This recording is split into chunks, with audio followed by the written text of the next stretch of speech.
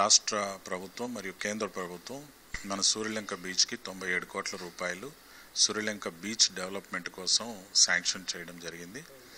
మరి దానికి సంబంధించి 4 ప్యాకేజీల కింద టెండర్స్ పిలుస్తూ ఉన్నారు. అందులో 3 ప్యాకేజీలని వితిన్ 2-3 డేస్లో టెండర్స్కు వెళుతూ ఉన్నారు.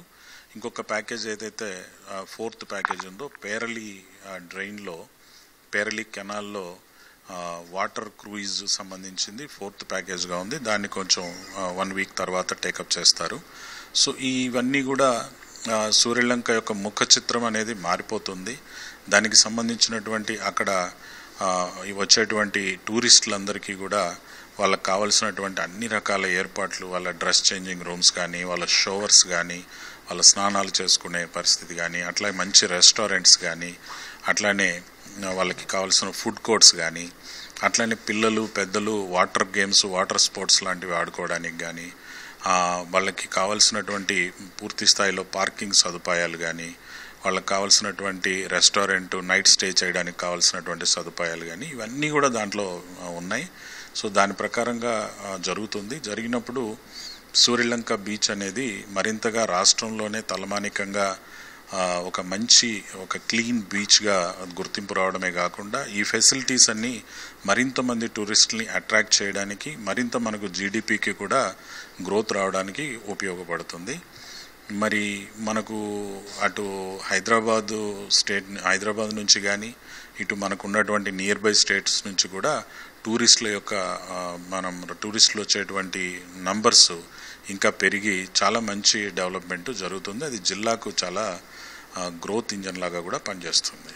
కూటమి ప్రభుత్వం వచ్చిన తర్వాత కూడా అభివృద్ధి అనేది ఎలా చేశారు ఇక్కడ ఈ 1 ఇయర్లో మనం చూసుకున్నట్టయితే అనేక అభివృద్ధి కార్యక్రమాలు జరుగుతున్నాయి. ఒకవైపు రోడ్లు జరుగుతూ ఉన్నాయి, మరొక వైపున మనకి ఇన్ఫ్రాస్ట్రక్చర్ విషయంలో కూడా డెవలప్మెంట్ జరుగుతూ ఉంది. మనకు రోడ్లు చూసుకున్నట్టయితే మీరు చూస్తారు, ఫస్ట్ రాగానే పాట్ హోల్ ఫ్రీ అని చెప్పి మనం చేశాం. అంటే ఇప్పటికీ దెబ్బతినిపోయి గుంతలు పడిపోయి భయంకరంగా ఉన్న రోడ్లన్నింటినీ కూడా డబ్బులు శాంక్షన్ చేయడం జరిగింది. వాటన్నింటినీ మేము ఫాలోఅప్ చేసి వెంటబడి ఈరోజు మీరు వస్తూ ఉన్న రోడ్లు కూడా మీరు చూసుంటారు, ఎక్కడ గుంతలు లేకుండా నిర్మాణం చేసి వాటన్నింటినీ కూడా చేయడం అనేది జరిగింది. అట్లనే ఇన్కంప్లీటెడ్ ఉన్నటువంటి బిల్డింగ్స్ని మండల స్థాయిలో కానీ డివిజన్ స్థాయిలో కానీ బిల్డింగ్స్ని అన్నింటినీ కూడా మనం కంప్లీట్ చేసుకోవడం అనేది జరిగింది. అట్లనే ఇప్పుడు చెప్పిన బీచ్కి కావాల్సినటువంటి నిధుల్ని కూడా మనం తెచ్చుకోవడం అనేది జరిగింది. అట్లనే ఇప్పుడు మనకున్న నేషనల్ హైవే 216ని కూడా 4 లేన్గా మార్చడానికి నిధులు వచ్చేసాయి. దాన్ని ప్రారంభించాల్సినటువంటిది ఉంది. అట్లనే మనం ఇంకొక కొత్త హైవేని కూడా తెచ్చుకున్నాం ఈ జిల్లాకి. గుంటూరు టు నిజాంపట్నం వరకు, నిజాంపట్నంలో ఏదైతే ఫిషింగ్ జెట్టి ఉందో అక్కడ దాకా కూడా 4 లేన్ అనేటువంటిది. ఇంకొక 4 లేన్ ఈ డిసెంబర్కి మనకు అందుబాటులోకి వస్తుంది, చిలుకలూరుపేట నుంచి ఓడరేవు వరకు. ఇలా మనం చూసుకుంటూ పోయినట్లయితే అనేక అభివృద్ధి కార్యక్రమాలు మనకు అమల్లో జరుగుతూ ఉన్నాయి.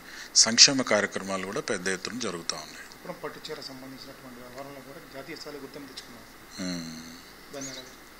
కుప్పడం శారీ అనేది మన చేనేతకారుల నైపుణ్యం ఈ రోజుది కాదు.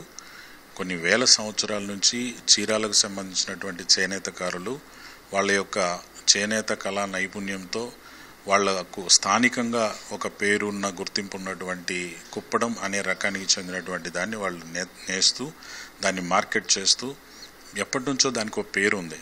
అయితే ఆ పేరు అనేది స్థానికంగా ఉంది, లేదా ఈ తెలుగు రాష్ట్రాల వరకు ఉంది.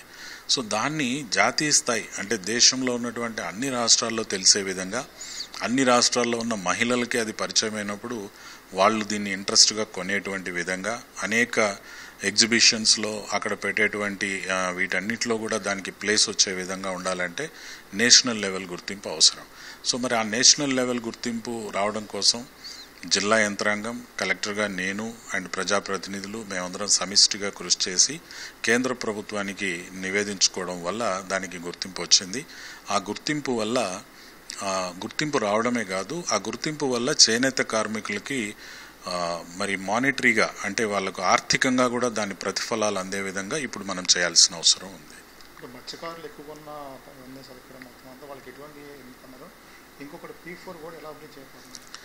మత్స్యకారులు మనకు ఈ జిల్లాలో సుమారుగా 40 లక్షల మంది ఉన్నారు. వాళ్ళందరూ కూడా అందులో యాక్టివ్ యాక్టివ్గా ఫిషింగ్కి వెళ్ళే వాళ్ళు సుమారుగా 15,000 మంది మనకు యాక్టివ్గా ఫిషింగ్కి వెళ్ళే వాళ్ళు ఉన్నారు. ఇటీవల ప్రభుత్వం వాళ్ళ సంక్షేమం కోసం ఇచ్చినటువంటి బ్యాన్ రిలీఫ్ అమౌంట్ని కూడా మనం వాళ్ళందరికీ ఇవ్వడం జరిగింది. అట్లనే డీజిల్ మీద కూడా వాళ్ళందరికీ సబ్సిడీ అనేది ఉంటుంది. ఇవన్నీ కాకుండా వాళ్ళకి లోకల్గా జరిగేటువంటి రిసార్ట్లన్నీ నిర్మాణం జరిగి ఈ హోటల్స్, ఈ టూరిజం పరిశ్రమ వచ్చినప్పుడు అక్కడ ఎంప్లాయ్మెంట్ కూడా వాళ్ళని సమాయత్తం చేయడం అనేది జరుగుతూ ఉంది. మరి P4 విషయానికి వచ్చినప్పుడు ఇది మన ముఖ్యమంత్రి గారు ఎంతో ప్రతిష్టాత్మకంగా ఆలోచించి డీప్గా దీన్ని తీసుకొని ఇది మనకు ప్రవేశపెట్టడం అనేది జరిగింది. సో దీని కాన్సెప్ట్ ఏంటంటే సొసైటీలో ఉన్నటువంటి అతి తక్కువ ఆదాయం కలిగినటువంటి 20% కుటుంబాలని అతి ఎక్కువగా మంచి ఆదాయం ఉన్నటువంటి 10% అత్యధిక ఆదాయం ఉన్న వాళ్ళతో లింక్ చేసి వాళ్ళని అడాప్షన్ చేసుకొని వాళ్ళని అభివృద్ధి దిశగా, సంక్షేమం దిశగా వాళ్ళని తీసుకొని వెళ్ళడం, వాళ్ళ చదువుల్లో కానీ, వాళ్ళ గృహ నిర్మాణంలో కానీ, లైవ్లీహుడ్లో కానీ వాళ్ళకి హెల్ప్ చేయడం, మెంటార్షిప్ చేయడం, గైడ్ చేయడం, హ్యాండ్ హోల్డ్ చేయడం అనేటువంటిది దీంట్లో ఉన్నటువంటి కాన్సెప్ట్. మన జిల్లాలో 62,000 కుటుంబాలు ఉన్నాయి. మరి నేను ఇప్పటికే దాదాపు 4,000 మందిని మార్గదర్శులను ఐడెంటిఫై చేసి 62,000 కుటుంబాల్లో 40,000 కుటుంబాలని ఇప్పటికే నేను అడాప్షన్ చేయడం జరిగింది. ఈ అడాప్షన్ చేయడమే కాదు, చేసుకున్న తర్వాత వాళ్ళకి గైడెన్స్ ఏ విధంగా ఇవ్వాలి, వాళ్ళని మెంటార్షిప్ ఎట్లా చేయాలి, వాళ్ళకి చేయూత హ్యాండ్ హోల్డింగ్ ఎలా చేయాలి, వాళ్ళని ఈ ఫైనాన్షియల్ సపోర్ట్ అనేది లాస్ట్ రిసార్ట్. ఆ ఫైనాన్షియల్ సపోర్ట్ ఎప్పుడు అవసరమో ఎలా చేయాలి అనేటువంటిది కూడా ఇంకా మనం ఫర్దర్గా మీటింగ్స్ని ఏర్పాటు చేసుకుంటూ వీళ్ళ చేత చేయించే అవసరం ఉంది. సింబాలిక్గా ఇప్పటికే మనము కొంతమందికి ఫీజులకు లేని పిల్లలు, తల్లిదండ్రులు లేని పిల్లలు ఉంటే ఈ P4లో అడాప్ట్ అయిన వాళ్ళకి ఫీజులు కట్టడం జరిగింది. సీఎం గారు విజిట్ చేసినటువంటి చిన్న కొత్త గొల్లపాలెంలో అక్కడ ఎవరైతే అడాప్షన్ చేసుకున్నామో ఆ మార్గదర్శుల ద్వారా వాళ్ళకి అన్ని సర్వీసెస్ని, హెల్ప్ కూడా డెలివరీ చేయడం అనేది జరిగింది. ఇప్పుడు లింక్ అయిన తర్వాత ఈ 4,000 మంది ద్వారా కూడా ఇంకా మరింత వాళ్ళందరికీ కూడా అందాల్సినటువంటి సహాయాన్ని కూడా పూర్తి స్థాయిలో చేయాల్సినటువంటి అవసరం ఉంది. దీన్ని మనం నిరంతరం ముందుకు తీసుకొని వెళ్లాల్సిన అవసరం ఉంది, ఎక్కడా కూడా స్టక్ కాకుండా. ఇంకా అంటే ఫ్యూచర్లో ఇప్పుడు ఎటువంటి నిర్ణయాలు తీసుకున్నారు ప్రభుత్వం అభివృద్ధి చేయడం కోసం అని చెప్పేసి?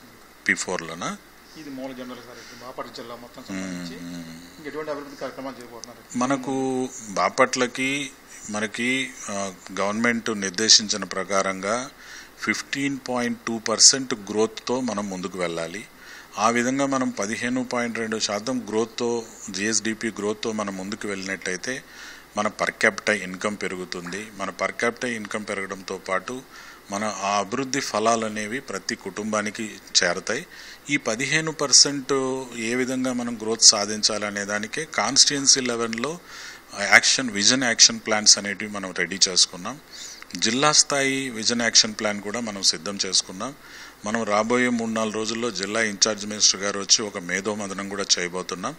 జిల్లా విజన్ యాక్షన్ ప్లాన్లో ఇంకా ఏమైనా మార్పులు చేర్పులు చేయాలన్నా దాన్ని ఏ విధంగా అమల్లోకి తీసుకెళ్ళాలి, కాన్స్టిట్యుయెన్సీ లెవెల్ యాక్షన్ ప్లాన్లు అనే వాటిల్లో కూడా ఇంకెటువంటి మార్పులు చేయాలి అనేటువంటిది మనం చేస్తున్నాం. సో ఇవన్నీ చేసుకొని పకడ్బందీగా మనం ముందుకెళ్ళినప్పుడు మనం 15% గ్రోత్ని సాధించగలిగినప్పుడు జిఎస్డిపిలో మనం దాని అభివృద్ధి ఫలితాలని జిల్లా మొత్తానికి, అన్ని కుటుంబాలకి విస్తరించి జిల్లా సర్వతోముఖంగా అభివృద్ధి చెందుతుంది.